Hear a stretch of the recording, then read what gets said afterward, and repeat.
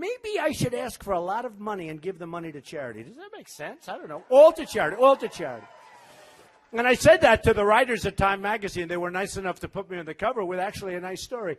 And I said, you know, and I sort of thought I said it off the record, but they put it in Time Magazine. So maybe should I ask for charity? Maybe a nice Nashville charity and American Cancer Society and AIDS research and there's so many good Alzheimer's, you know, there's so many things going on there. Maybe I should ask for a lot of money or I'm not showing up. Because, you know, it's interesting. So they'll get, let's say, 2 million people, 1 million to 2 million people at the debates. You know, they've been doing them for a long time. They don't do great, especially the early Republican debate. Like, you know the expression, it draws flies. That's what it draws. So this was one of the biggest shows in the history of cable television. I think it might have been the biggest in terms of political, in the history of cable television. So I took full credit for it, which in all fairness I should. So bottom line is I think I might ask for a lot of money for charity, but, you know, but I did say, but is it a little hokey if I do that? Maybe it's not so nice. So what do you think? Should I do it or not? Maybe not. I don't. Here's the thing. If I don't do it, CNN just makes a lot of money. I don't care about CNN. Honestly. No, they're going to make a lot of money. They just turned off their camera. They're actually very nice. But they're going to make a lot of money, and, I think it's something we should consider. So we'll all consider it together. But coming over today, I saw that they were having the illegal immigrants come in, and somebody mentioned the term, the dreamers, having to do with children and, you know, the dreams of children. And these are people that come over the country, the dreamers. And I said, what about our children? Why can't our children that are in the country, why can't they be the dreamers? Nobody ever talks about that. No, nobody ever talks about that. You know, we talk about the dreamers, we talk about illegal immigrants, who, by the way, are treated better than our vets. You know, our vets are incredible.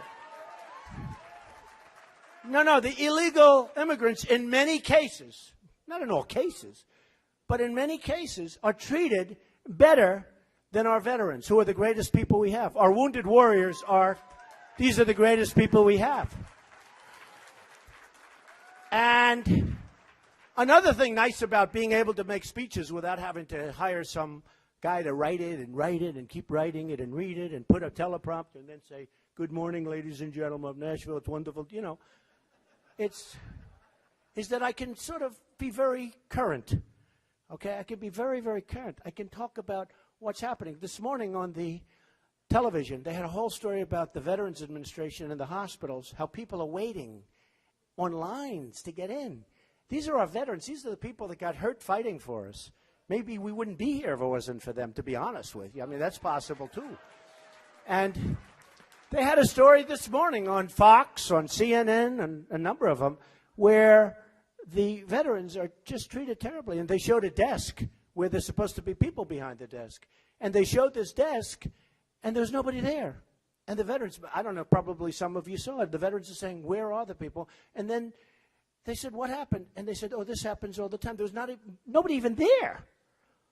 And 2 weeks ago on Wednesday, they had the longest wait in the history of the Veterans Administration for people wanting to see a doctor. Now, if I go to a doctor, if I have to wait like 9 minutes, I'm like, get me.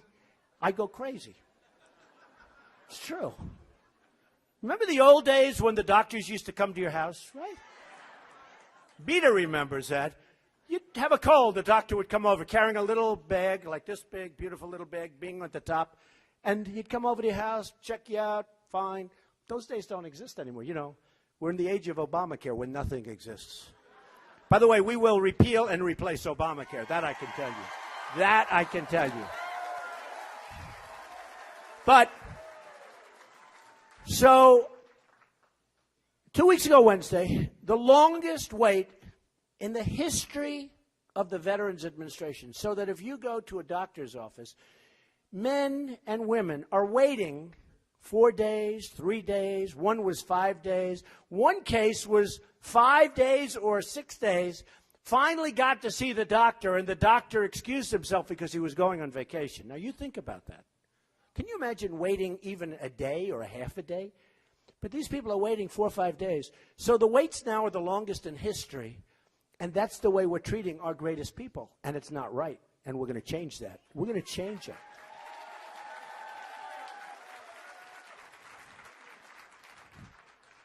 We have right now, and people don't know this, you know, they see these phony statistics put out by politicians, basically. All talk, no action politicians.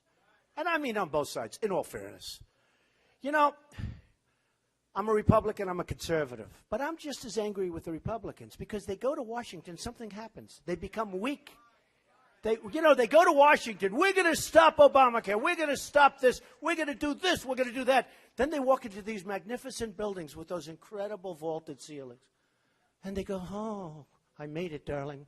I made it. I vote for you. I vote for you. I vote for Obamacare extensions. I'll do whatever you want me to do. I'm in Washington. It's amazing. Isn't it amazing? Don't you agree? I mean, it won't happen to me. I promise. And if it does, you're going to let me know about it. But it won't. I promise. I promise.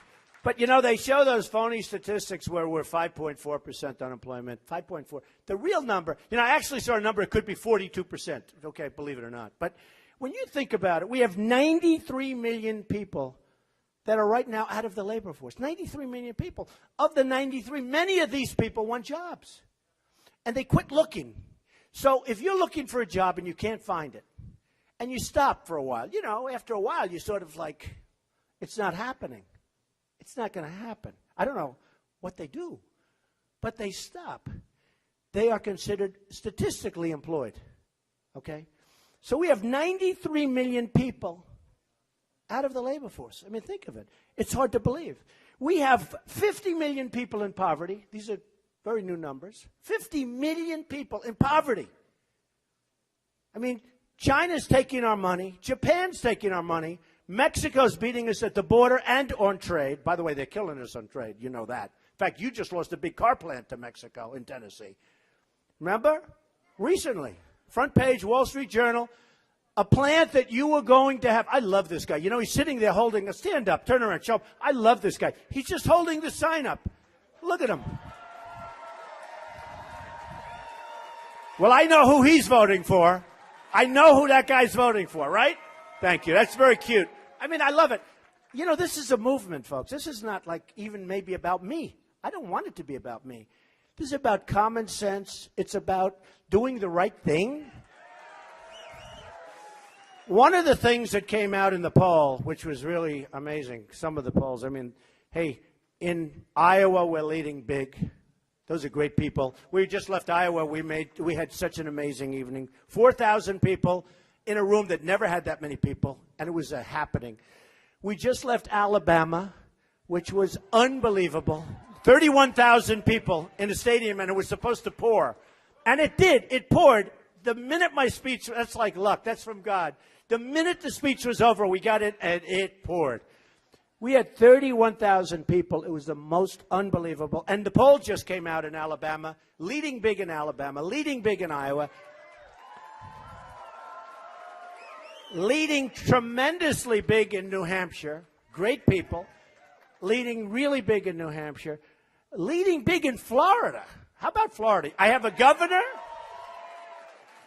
We have a low-energy governor, and we have a senator. And we're leading big in Florida. How do you do that? When you have a senator who's sitting, you have a governor who's been there for 8 years, and Trump, I love Florida, and I'm there a lot. What can beat Florida? Great weather. You have great weather, but Florida has great weather. Big advantage. But, you know, I'm leading big in Florida. But one of the polls came out, because in South Carolina and North Carolina, I'm leading really big. And in South Carolina, a poll came out, and we had a statement that my level of popularity or favorability, you know, I'm the only one that can get a poll, and it comes out, and these guys in the back with all those red lights on will say, I had one poll where I think I'm 41%, almost 41%. They grab us. Can you imagine? 41, and there's 17 people. So I'm at 41% with 17 people, and they said, Trump's at 41%, but they say it like, blah, blah. You can't even hear it. You know, Trump said, blah. Nobody knows what they just said. But there are some people that don't like him. It's unbelievable. I'm the only one that wins these polls and I get negative publicity. It's the most, no, it's incredible. The press, ay, ay, ay. No, it's terrible. Well, yesterday, you might have seen me. I was in South Carolina, made a speech, and I had to bring it up. The New York Times, to me, is a big deal. You know, I'm from New York, very liberal paper, but that's okay. You know, not everybody can be like us. But it's still the New York Times, right? We have to admit, still the New York Times. And I'm on the front page a lot on the New York Times. And to be on the front page of the New York Times is a big deal. But yesterday, or 2 days ago, they had a story about me, and they have some low-level Hispanic commentator, low-level guy. This one didn't like me. By the way, I think I'm going to win the Hispanic vote, and I think, you know, in Nevada, I won the Hispanic poll. They love me. I love the Hispanic people. Incredible energy, incredible people. I love the people. I have so many, I have thousands that work for me and thousands over the years that have worked for me. They're great people. And I said, I'm going to win. And a lot of the Hispanics that are here legally, they don't want people coming in illegally. You know, it's true. It's true. So there's this poll that comes out. I think it was in South Carolina where we're way up. And Lindsey Graham's at 4, and he's the senator. I'm at 30. So I wrote him a note. Congratulations, I'm only beating you in your home state by 26 points. So anyway, who cares? But they did something that nobody reported. They say, oh, but do people like Trump? By the way, this election is not going to be like, I think I'm a nice person. I love people. I want to help people. Women's health issues to me are very important.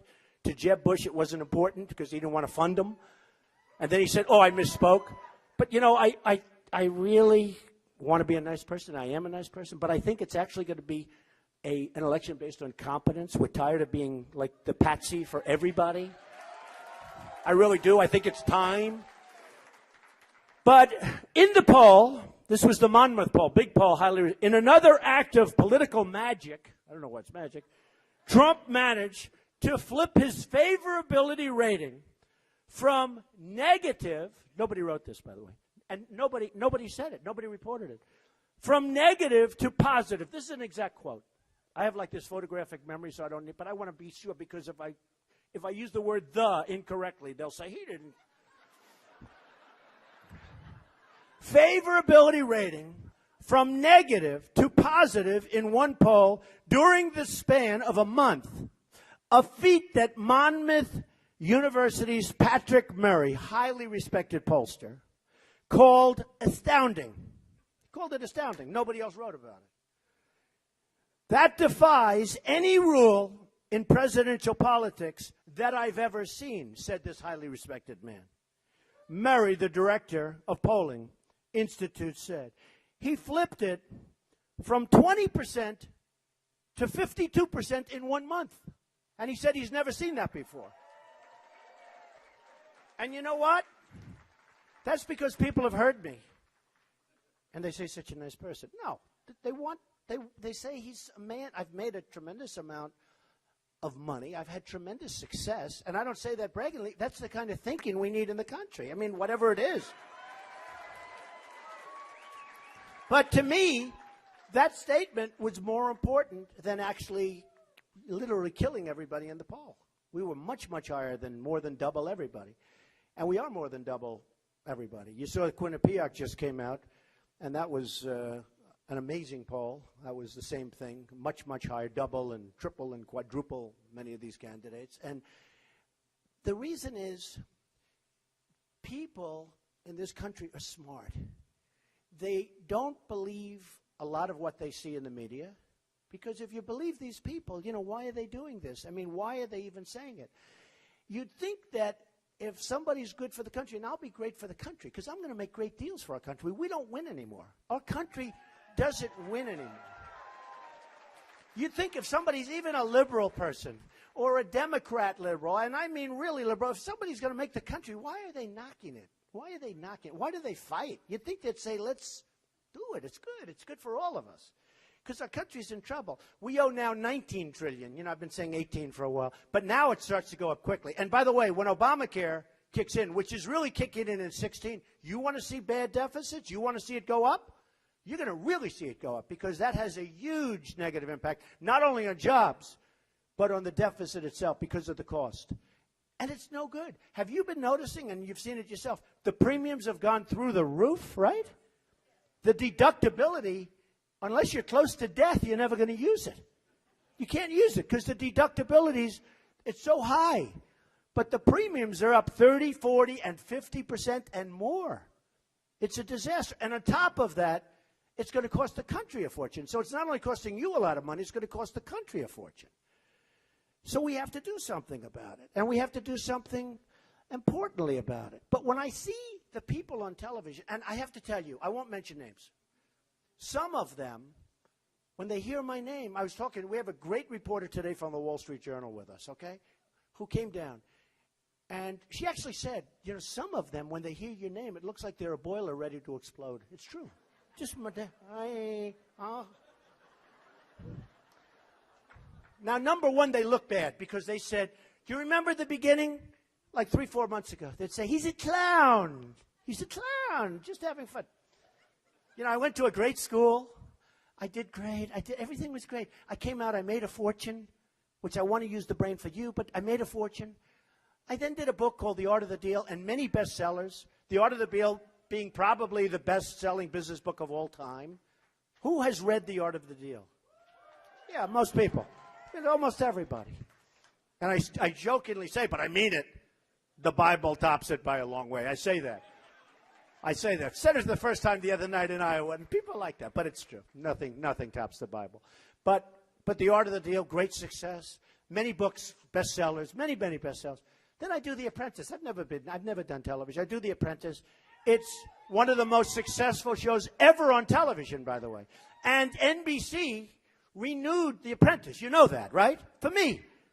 They came up to my office, the head of Comcast, great guy. I won't use names, just say Steve. Honestly, he's a great guy. One of the best in the country. He came up with the heads of NBC. And they said, 6 months ago, they said, Donald, we're renewing The Apprentice. Please, you have to do it. I said, honestly, Steve, I'm running for president. I want to make our country great again. I want to make it. And they didn't believe me.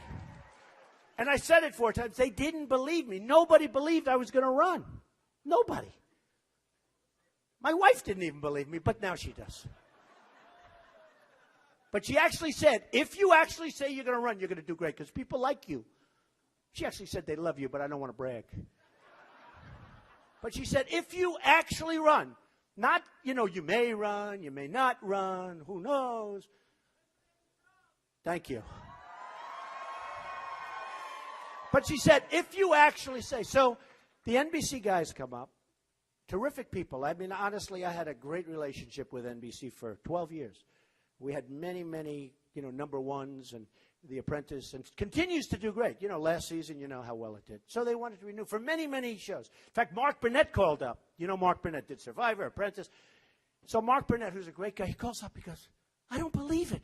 You're not taking a renewal. The word is renewal. I said, that's right, Mark, I'm going to run for president. No, you have to. Nobody doesn't take a renewal. It's unheard of in primetime television. 2 hours. Prime time. Are you crazy? I said, Mark, I have to do this.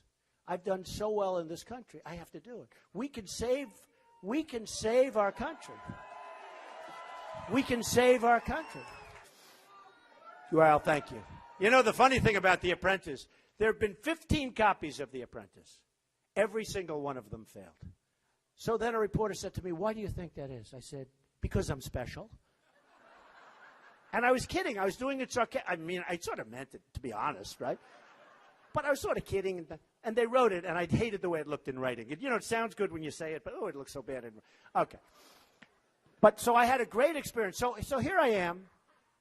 Great schools, great brain, great success, build a great company, do The Apprentice, tremendous success. When I did The Apprentice, a certain critic said, it will never be successful. Because, to have a big hit, a number one hit, you have to, and you remember that first season had one of the highest ratings ever. The finale of The Apprentice, you remember with the great Bill Rancic, and remember how that was? Incredible. But to have a great success, you have to have women. And I'll never forget, I saved the article, right? Like Harry Truman saved it, where it said Truman loses, and he actually won, remember? But I saved this article. They said, Trump can never succeed on television because why would women want to watch Donald Trump? And I said, am I so bad? Am I so bad? Tell me, am I so bad?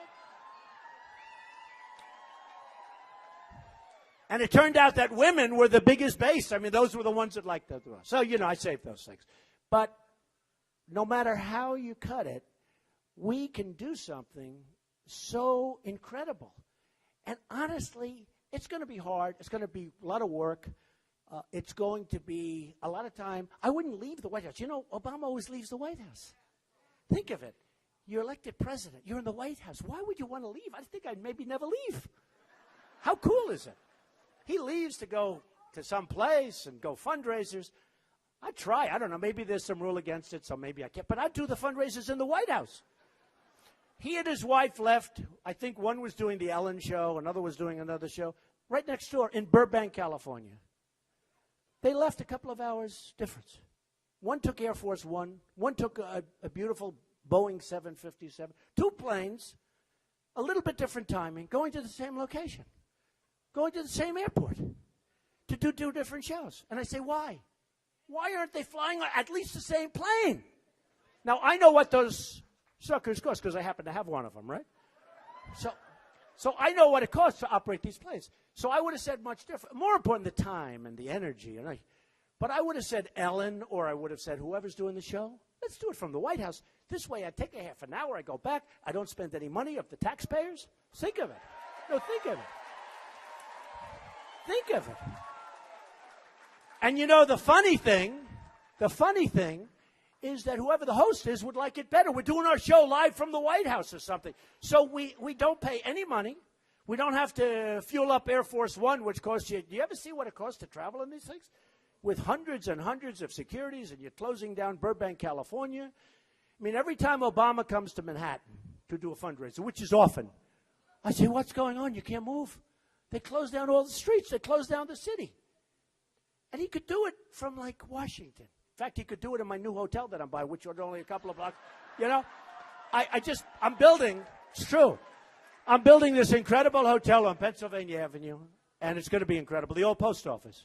And I actually got it from the Obama administration, which is hard to, but people are saying, what's going on? How did Trump get it? One of the most heavily sought after buildings in the history of the General Services Administration, which owned it. They're the ones that made the decision. And I got it, and we're building this phenomenal hotel, Trump International Hotel, right on Pennsylvania Avenue, directly between Congress and the White House, right? It's going to open just in time. Just in time. And by the way, listen to this one. We're under budget and ahead of schedule. Do you ever hear that from government? Way under budget. So we're actually going to be opening it, but it'll be great. But he can use my hotel. I'd let him use it free. You just come in, use it, go back to the White House. But you don't have to do that. But you say to yourself, why? It's a mindset. But more importantly, even than the travel, we have so many things we have to do to straighten out our country. You don't want to waste time. You got to do this. You got to make deals. I've got the greatest deal makers in the world lined up to make deals for us. Carl Icahn, incredible guy, right? Incredible guy, great deal maker. I've got some of the best deal makers in the world. They're all calling me, too. You said, you didn't ask me. I have these guys calling me up, the best in the world.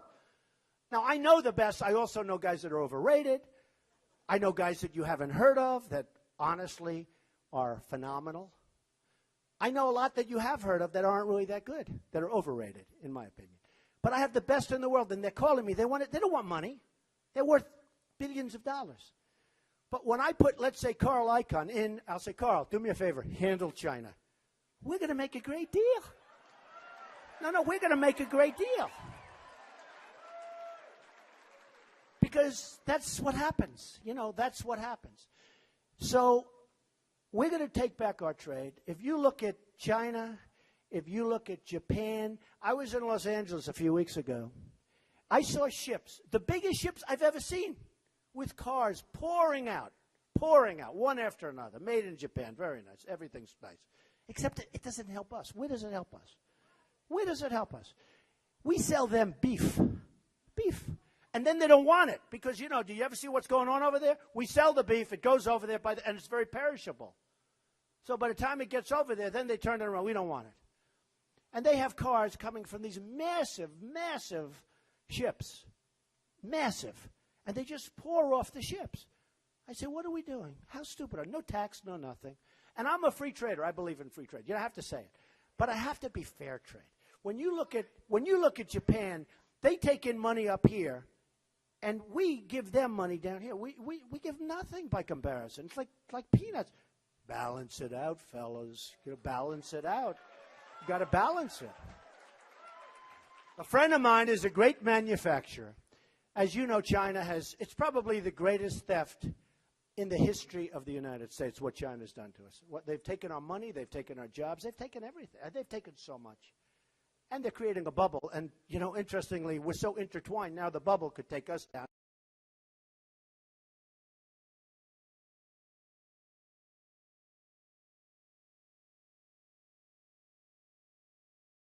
So good. They're so good. And, one of the things I'm doing, and last night was incredible. We had an amazing event in Massachusetts. A guy, right? Oh, look at this. We have a win. What the hell are you doing in Nashville? What are you doing? What is that? I must have brought those people with me. What are you doing here? This is like old home week. Anyway, so here I am. I spent millions of dollars during the course on jet fuel, okay? Like a lot of money on jets. But somebody puts up a sign, $100 to go to this thing. I didn't know who did it, but somebody puts up a sign. So all over the place, I'm spending millions of dollars. I'm turning down millions. I don't want your money.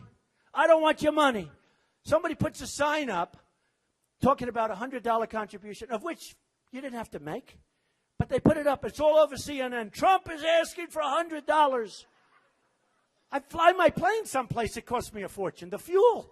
The $100, the money that I raised last night, which doesn't go, it goes toward paying off like the expense or something. The guy that had it's this great guy, Ernie, a great guy, really successful guy.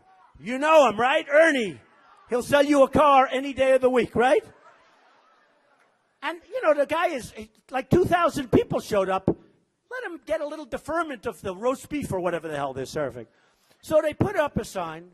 I don't want the money. I might like 4 or 5 million. That's hard to turn down. But the $100 times, some people, and we let the vet say, we'll let this. Most of the people, I think, came in free. And I end up with this big story. Trump accepting contributions. I can't believe it. I got so angry at my people because somebody put up a sign saying $100. And honestly, it's like, first of all, it's peanuts. It doesn't mean anything. But they used it to try and marginalize. They always do. They always do. The bottom line is, I am self-funding my campaign. I'm self-funding. I don't want to have anybody give. I don't need money. Now, with that being said, the small money comes in, and it's not a lot of money, but it's great money. Like Beta might send me some money. Beta will send me some money. But a woman sent me $7 with a beautiful letter from Georgia. Another person sent me $12, and small money. And some sent me $1,000. But it doesn't amount to a lot. But that I do like coming in because they invest in the campaign.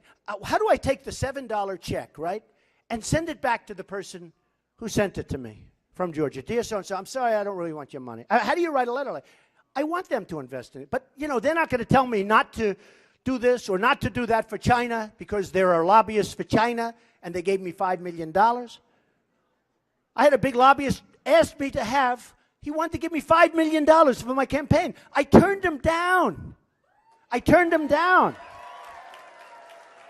And then I see this story on CNN last night. It was disgusting. That, look, there's a sign, $100.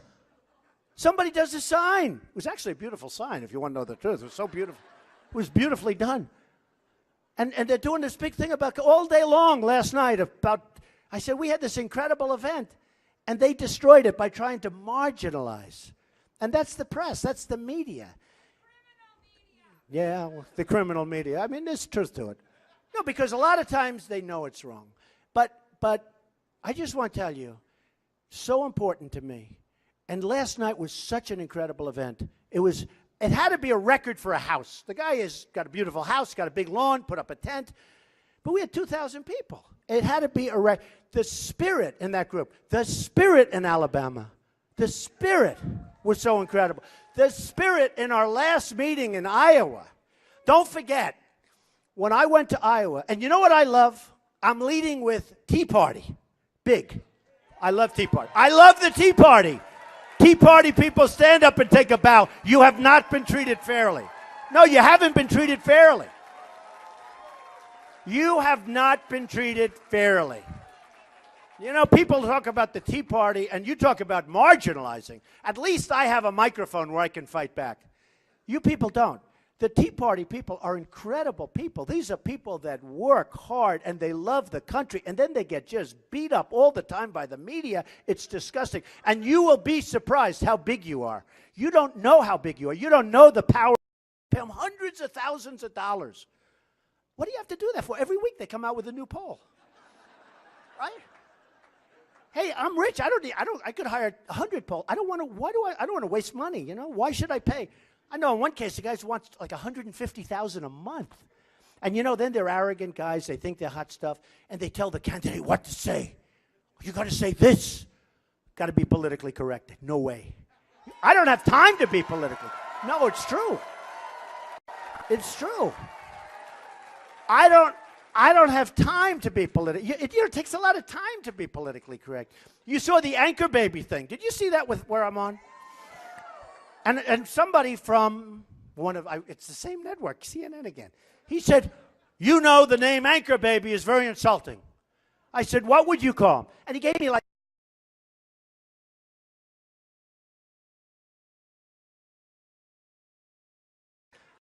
too long. It's anchor baby. And then Jeb Bush gets caught because he is such a nice person, honest. If you want a nice person, honestly, you should vote for Jeb. The country's going to go to hell, but we won't talk about it. No, but if you want a nice person. So Jeb has a memo that he signed. Basically a politically correct memo. You know, don't say this, don't say that. They have all these things, pages of stuff. But one of the things, never use the term anchor baby. So all of a sudden he's using the term anchor baby this last week. And with me, when I use it, nobody criticizes me. They expect me. They gave up. Okay. With him, they killed him. They just killed him. It didn't stop. And then he blamed it on the Asians. He said, you know, did you see that? I want to build a wall. Okay? So easy. It's so easy.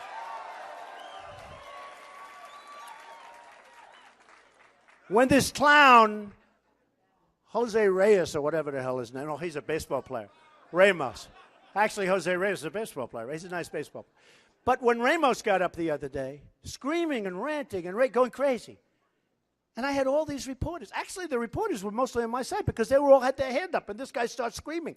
So I even had liberal people from CBS. I actually said to the CBS guy, yes, and this guy stands up and starts screaming. So and I actually got a lot of credit for the way we handled him. I didn't do anything except for the Times. And that's what I alluded to before. The Times said Donald Trump railed at him and screamed at him. I didn't scream at him, but he was screaming at me. And much worse than that, they said I wore a toupee. Can you believe it? I don't wear a toupee. And I proved I won't bring anybody up I won't bring anybody up, but I don't. But think of it. I'm on the front page of the New York Times, and the first sentence in the first paragraph has this announcer, Hispanic announcer that nobody ever heard of, saying they call him something, which means he wears a toupee. And I don't. So I'm on the front page of the New York Times. I can't even talk about it. I'm embarrassed to talk about it. But they also said I was essentially screaming at this guy from Univision, who I happen to be suing for $500 million. They didn't mention it. They also didn't mention that his daughter works for Hillary Clinton. Do you know that? His daughter works for Hillary Clinton. Oh, you didn't know that? Ah. No, they didn't mention that. No. They said I wear a toupee and I was screaming, but they didn't. No, he's screaming at me. So we very nicely wished him out. And then we let him come back, and we actually had a nice talk. He actually seemed like a nice guy after he calmed down a little bit. You know, he's a very emotional man.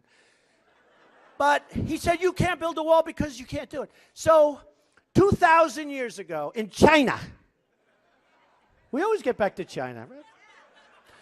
2,000 years ago, the Great Wall of China. Oh, would we like to have a wall? This is a serious wall, okay? This is a wall you don't go through so easy. They built a wall 2,000 years ago. That's 13,000 miles. Think of that. That's a big wall. That's a serious wall, right? This was 2,000 years ago. I mean, it took them like 500 years to build it, so, you know, I got to be a little bit, it took a long time. But 13,000 miles, that's a long time. They had no tractors. They didn't have Caterpillars. Of course, today we'd use Komatsus because they're made in Japan. You can buy them cheaper. See? How stupid is that? Because they devalue the yen so much that people are buying Komatsus instead of Caterpillars. Caterpillar stock is that. It's terrible. We'll change that around, believe me. Believe me. But they build this wall.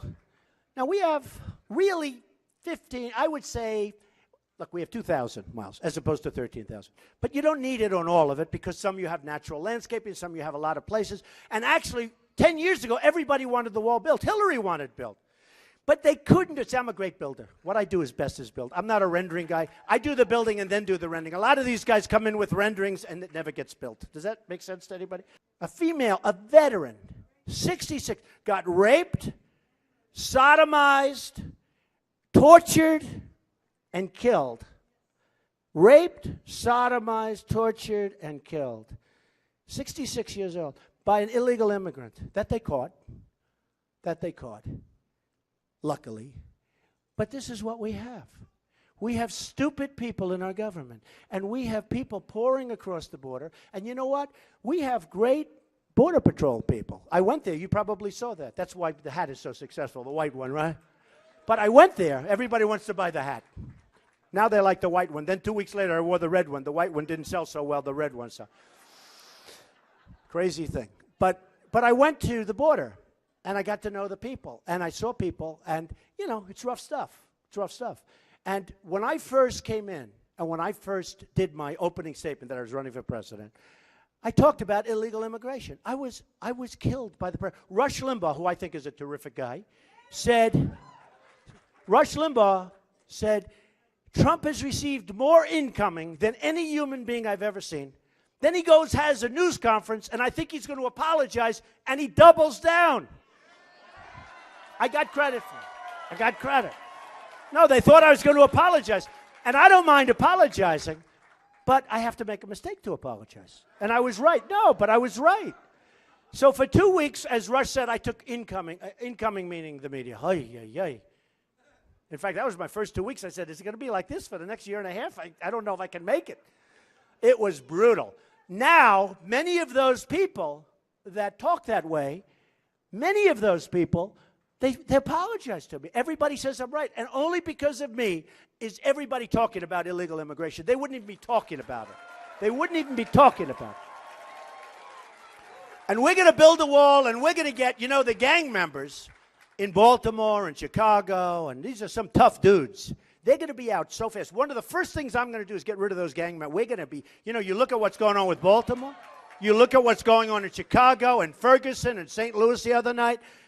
We are going to get rid of those gang members so fast your head will spin. You know, we can be really tough. I just met your cops outside. Those police are tough cookies. Those guys, we need law and order. We need law and order. I mean, they allowed, in one night, that first night in Baltimore, they allowed that city to be destroyed. They set it back 35 years, one night, because the police were not allowed to protect people. They weren't allowed to protect people. We have incredible law enforcement in this country, and we have to be. The head of the police in Chicago is a person I know, originally from New York. He's a phenomenal guy. He can stop things if they're allowed to stop him. He can stop it. Believe me. We have some incredible people, but we have to be tough. We have to be smart, you know. And I know you're going to have some bad apples. You're going to have problems. I see some of the things you did too, and it's disgusting and it's horrible. But that's such a tiny percentage. The problem is the good work doesn't get shown on television. All of the good work, which is 99.9%. I mean, the good work with the police, it's 99.9%. That one little thing, and it's horrible. I agree. I hated some of the things. I don't have to go into them. But you know the same ones, because you were sick when you looked at some of them just like I was. But we need law and order. We need our police. They're great people. They do a phenomenal job. They're right now afraid to do anything. They're afraid. I mean, I know cities, I won't mention names, but I know cities where police are afraid to even talk to people because they want to be able to retire and have their pension. They don't want to be thrown off the police force. And then you wonder why there's crime in our cities. So we need a whole new mindset. We have to build up our military. We have to make our military so strong. We have to make our military so powerful and so strong that we never have to use it. We never have to use it. We have to also focus on what we have. Look, Ukraine. I want Ukraine to be healthy, vibrant, and good. But Ukraine is near Germany and all of these European countries. We're now sending F-22s. That's the newest fighter, the best in the world. We're sending fighters every. Where is Germany? Where are all these European countries? It affects them. It affects them. And we want to stand alongside of them, I agree. But why are we leading the fight? Putin hates us. He hates Obama. Doesn't hate us. I think he'd like me. I'd get along great with him, I think. Want to know the truth. No, he has no respect for our president, and our president doesn't like him in all fairness. They don't have good chemistry, to put it mildly, would you say? But I'd get along with these people. Think of it. Every country is ripping us off. Now Russia's ripping us off because in the Iran deal, which is going to go down as one of the worst deals ever, Russia is a big beneficiary because they're going to sell Iran missiles with the money we give to Iran. Think of that. So one of the biggest beneficiaries is Russia. Okay? But think of it. So, Ukraine, let's take a few of these things, and then I'm getting the hell out of here. I'm going back to New York. Do you mind? Maybe I'll go to the Grand Ole Opry tonight. Can I do that? I'd actually rather. By the way, this is not a politician speaking, believe me. I hope. I love country music. I love it. Hey, Trace Atkins, right? And who else won on The Apprentice? Who else? John Rich. My kids love those two guys. John Rich. And who else? Who did really well? Clint Black, right? Clint Black, he did great. And my Trace, how good is Trace, okay? You know, Trace came on to The Apprentice. And no, I said, who the hell is he? Who is he? I didn't know who Trace was. I never heard of him. And he wasn't a big name.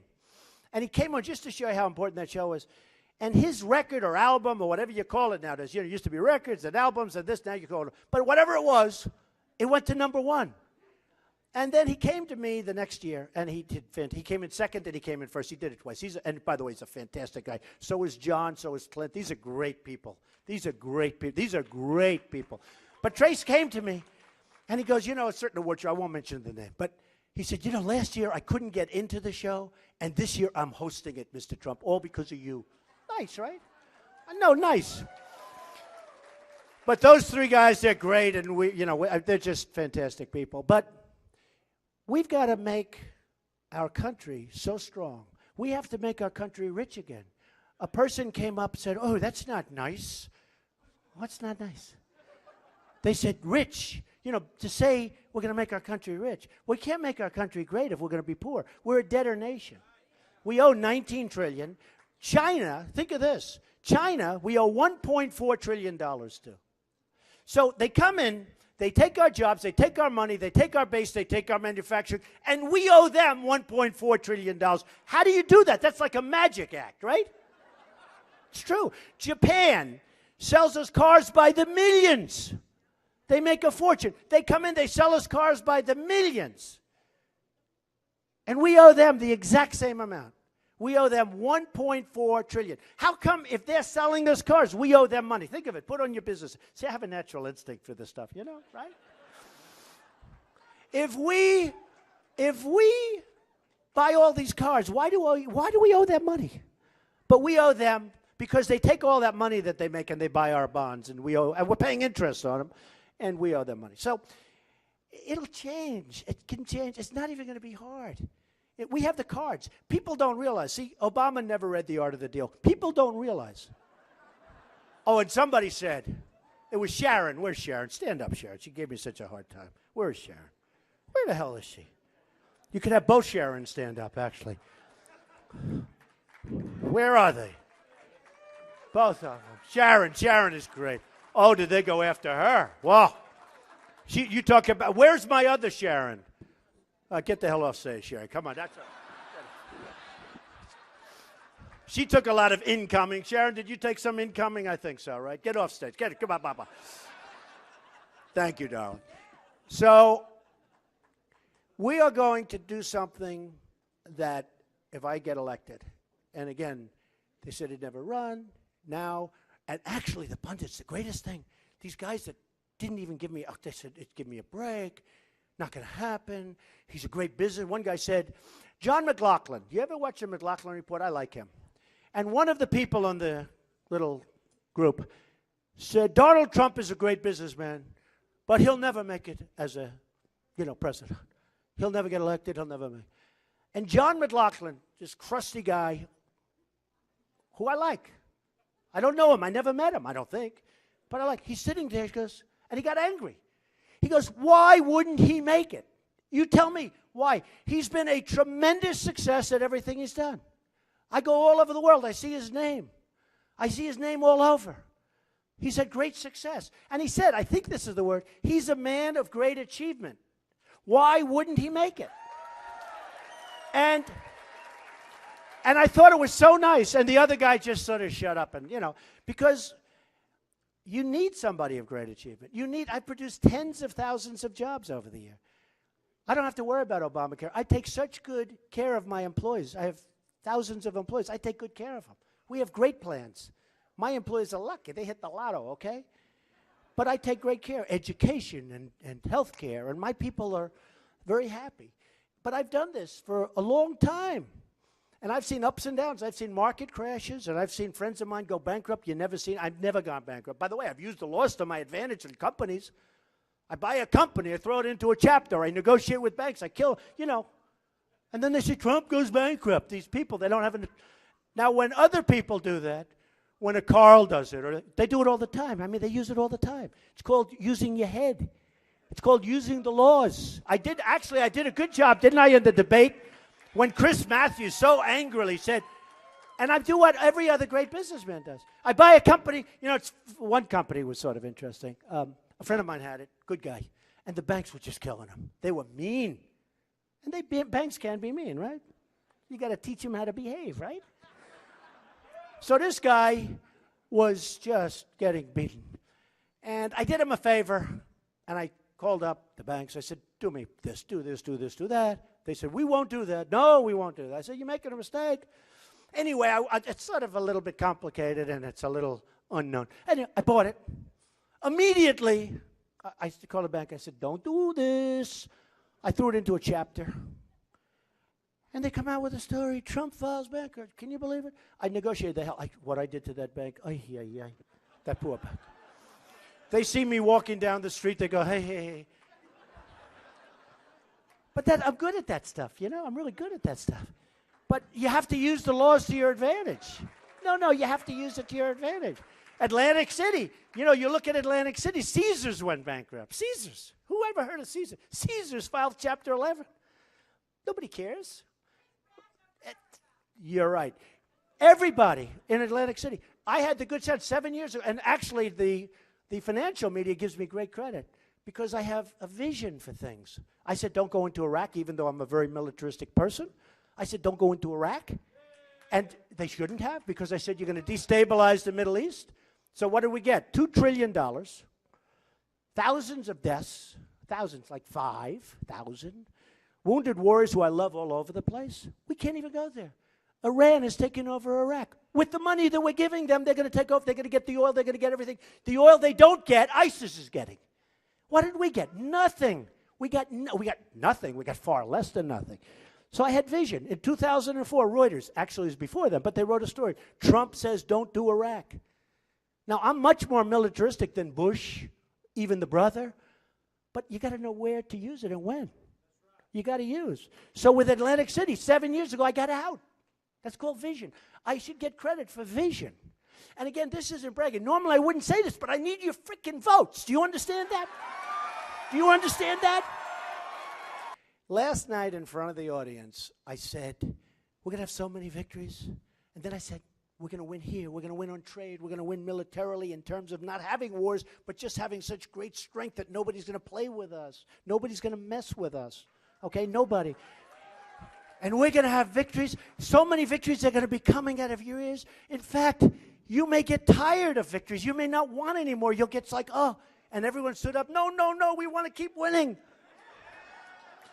If I win, we will have victories all over. We will win on trade. We will win on health care. We will win on everything. I will protect your Social Security without cuts. I will protect your Medicare and your Medicaid. We are going to have something that's so special. And you know, my whole theme is, and I'll say it once, we will make America truly great again. And thank you very much. Thank you, everybody. Thank you. Thank you very much. Thank you, man. All day long he's been holding. Thank you. Thank you very much.